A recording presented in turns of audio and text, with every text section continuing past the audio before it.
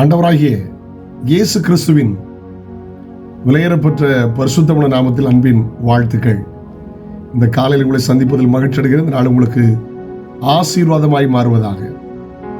உயிர்த்தெழுந்த இயேசு கிறிஸ்துவின் நல்ல நாளை நினைவு கூறுகிற இந்த நாளில் உயிர்த்தெழுந்த இயேசுவின் ஆசீர்வாதம் உங்களோடு இருப்பதாக, குடும்பத்தோடு இருப்பதாக என்று நான் வாழ்த்துகிறேன். மத்தேயு எழுதின சுவிசேஷம் 28ஆம் அதிகாரம் 6ஆம் வசனத்தில் இவ்விதமாய் வாசிக்கிறோம். அவர் இங்கே இல்லை, தாம் சொன்னபடியே உயிர்த்தெழுந்தார். கல்லறையை பார்க்க போனாங்க. உயிரோடு இருப்பவரை மரித்தோரத்தில் தேடுகிறது என்ன?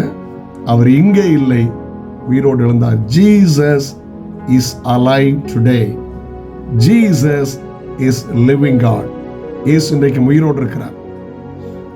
மகான் கல்லறைகள், மகாத்மா கல்லறைகள், அறிவாளியின் கல்லறைகள், அறிஞரின் கல்லறைகள், அரசியல்வாதியின் கல்லறைகள், பெரிய பெரிய நபருடைய கல்லறைகள் அடைக்கப்பட்டிருக்கும் போது உலகத்தில் ஒரே ஒரு கல்லறை திறந்திருக்கிறது.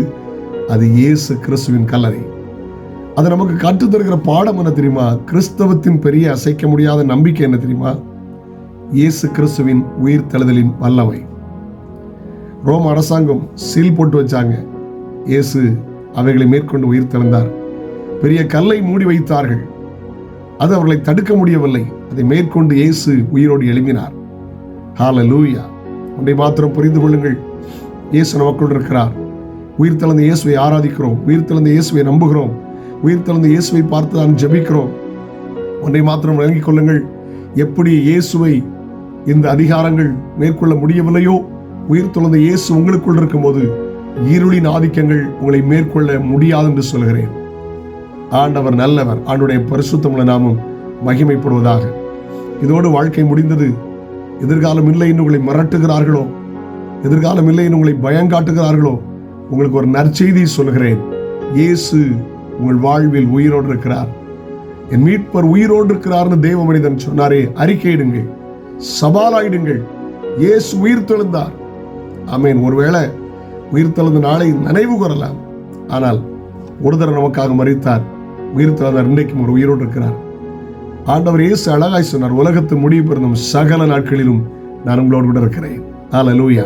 உயிர்த்தெழுந்த இயேசுதான் நம்முடைய தேவன், உயிர்த்தெழுந்த இயேசுதான் நம்முடைய தகப்பன், உயிர்த்தெழுந்த இயேசுதான் நம்முடைய ஆண்டவர், உயிர்த்தெழுந்த இயேசுதான் நம்முடைய இரட்சகர். ஹல்லேலூயா. அதில் மாற்று கருத்து இல்லை. உயிர்த்தெழுந்த இயேசுவை தான் நம்புகிறோம், ஆராதிக்கிறோம், நேசிக்கிறோம், அவரை தான் பின்பற்றுகிறோம். அந்த இயேசு உங்களை ஆசீர்வதிப்பார். ஹல்லேலூயா. எல்லாரும் நினைச்சாங்க இதோடு இவன் வாழ்க்கை முடிஞ்சது, இதோடு இவன் எதிர்காலம் முடிந்தது எண்ணினார்கள்.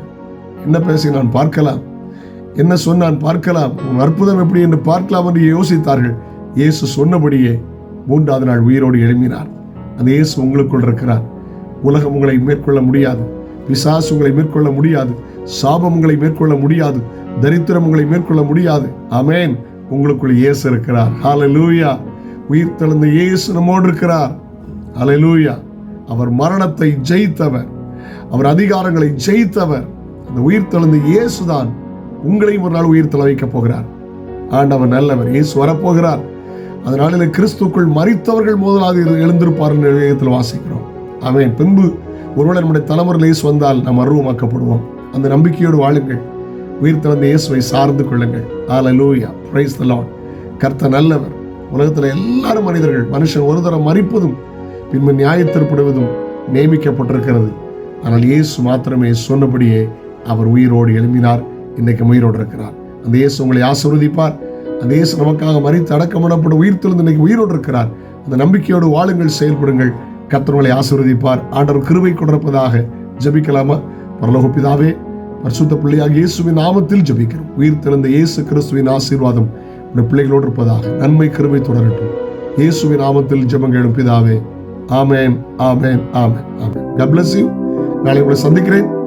அதோடும் கிருபை தாங்குவதாக. Have a nice day.